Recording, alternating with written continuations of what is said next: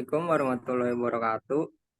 Sini kami ingin mempresentasikan proyek klasifikasi katarak untuk memenuhi tugas UAS kecerdasan tiruan. Di sini kami beranggotakan 4 orang yang terdiri dari saya, Muhammad Androy Karyadi, yang kedua ada Anggi Renata, yang ketiga Dina Alia, dan yang keempat ada Mita Septiani.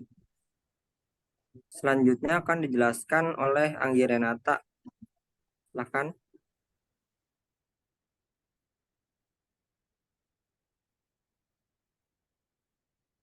Selanjutnya, ini import yang kami gunakan.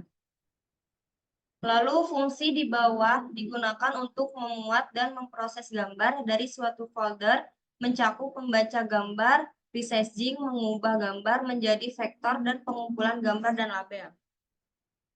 Lalu selanjutnya berfungsi untuk memuat dan memproses dari folder yang mana parameternya berisi folder, resize, target size, 6 image.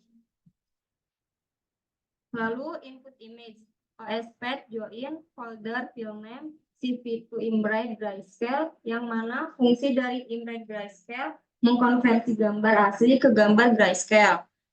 Selanjutnya, jika gambar tidak bisa diinput, lalu langkah selanjutnya mengubah ukuran yang diinginkan dengan fungsi CV to size. Selanjutnya, mengkonversi gambar ke bentuk vektor satu dimensi dengan fungsi image flatten, lalu menambahkan elemen baru di akhir list dengan fungsi image append.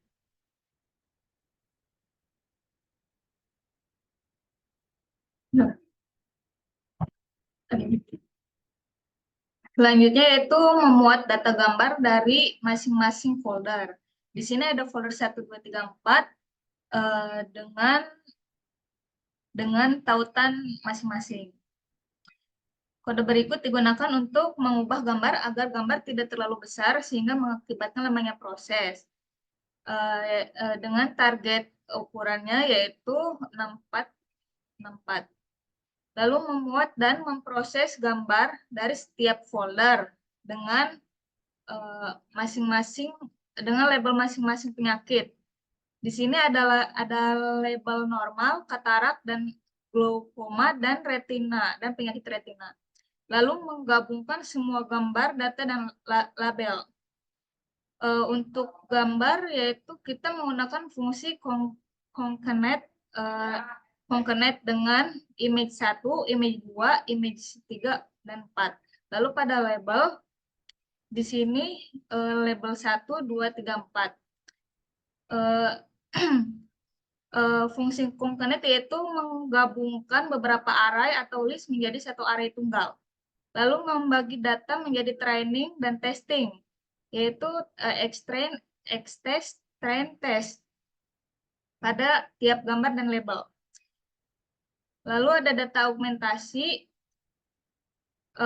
Di sini augmenter yaitu untuk memutar gambar secara horizontal dengan probabilitas 1,0.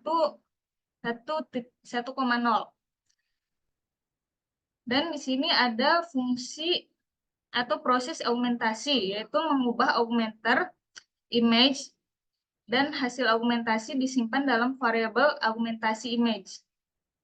Ini sih.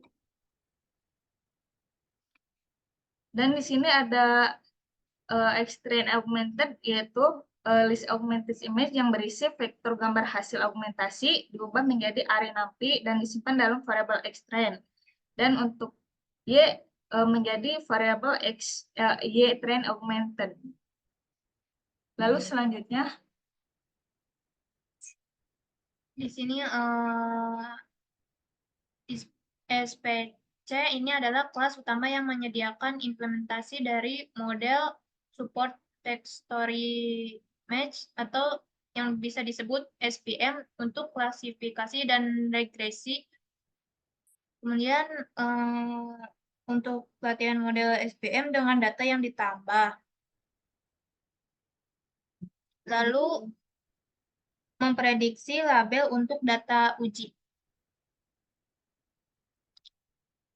Kemudian menghitung tingkat model prediksi digunakan untuk melakukan prediksi terhadap data baru menggunakan model yang telah dilatih. Setelah itu menghitung tingkat akurasi model yang digunakan, SPM. Dilanjut. Baik, selanjutnya ada 6 underscore kolom itu digunakan untuk mengatur berapa banyak kolom dan 6 underscore row untuk mengatur seberapa banyak kolom dan baris yang akan ditampilkan di dalam ini. Nah, selanjutnya ini fake text. Fungsi ini digunakan untuk membuat satu atau lebih subplot sesuai dengan parameter yang diberikan. Nah, selanjutnya ada perulangan for situ melakukan enumerisasi terhadap pasangan gambar dan label menggunakan fungsi zip dan variabel i menunjukkan indeks saat ini. Nah, selanjutnya ada x sama dengan access. Nah, di kode ini dalam setiap iterasi variabel i digunakan untuk menghitung indeks baris dan kolom yang sesuai pada grid subplot. Nah, selanjutnya ada image reshape. Nah, di kode ini berfungsi untuk mengembalikan bentuk gambar ke bentuk aslinya atau target size sebelum di reshape menjadi vektor satu dimensi. Nah, ketika sudah itu, gambar ditampilkan pada subplot untuk memanfaatkan metode MShow dari Matplotlib menggunakan CMap sama dengan gray, nah, menunjukkan bahwa gambar adalah citra grayscale.